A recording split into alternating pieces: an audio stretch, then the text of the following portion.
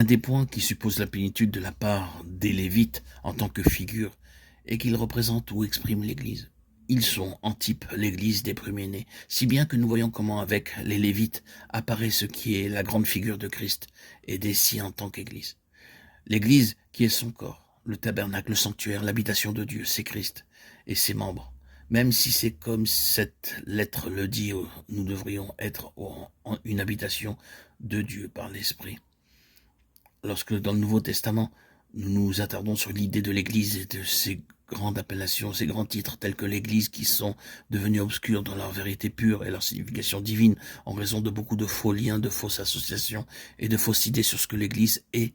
Et le terme Église a été en effet abaissé à un niveau très bas et le titre donné à des choses que jamais Dieu ne s'approprierait comme son Église.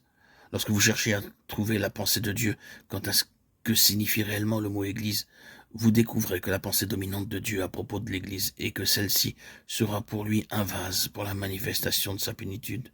L'Église, qui est son corps, la plénitude de celui qui remplit tout en tous. Quand vous retournez à la lettre aux Colossiens, de nouveau vous retrouvez la même pensée. En lui habite toute la plénitude, et vous êtes accomplis en lui. Colossiens 2, 9, 10. Et dans le même chapitre, verset 19, nous lisons s'attacher au chef. Dans l'épître aux Éphésiens, l'Église est montrée comme étant son corps. Et tout le corps s'accroît avec l'accroissement de Dieu. Et la pensée finale, l'idée et la plénitude de Dieu par Christ en et à travers l'Église, plénitude qui sera au final manifestée universellement.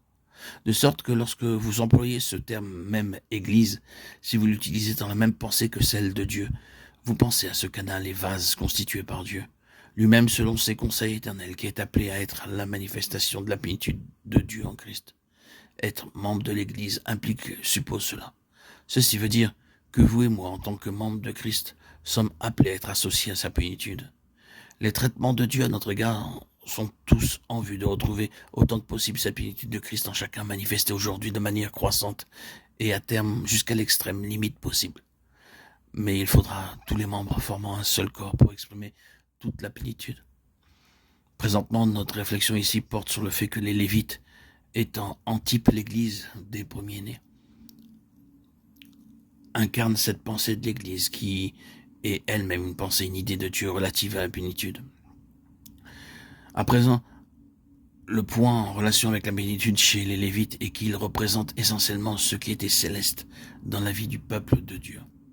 En effet, nous pouvons l'affirmer de manière très forte et très ferme en disant qu'ils étaient là pour maintenir le peuple de Dieu attaché à la réalité qu'il était un peuple céleste. Ils n'avaient aucun héritage sur terre, ils étaient liés directement à Dieu et tout ce qui les caractérisait et qui faisait partie de leur fonction était entièrement céleste, dans sa nature et dans son ordre. Si bien que dans l'épître aux Hébreux, en se référant à l'ordre lévitique des choses, le Saint-Esprit par l'intermédiaire de l'apôtre rapporte qu'il s'agissait des images de celles qui sont dans le ciel. C'est pourquoi les Lévites considéraient toutes choses dans la vie du peuple de Dieu en relation avec le ciel. Ils exprimaient sous la forme d'objets par des démonstrations, des types et des symboles des réalités célestes. La lettre aux Hébreux fut écrite afin de montrer aux croyants que ces symboles et types dans l'ordre lévitique avaient pour seul but d'être comme des miroirs dans lesquels les choses célestes et spirituelles pouvaient être reflétées. Ils servaient à être semblables à un verre à travers duquel il était possible de voir les choses célestes.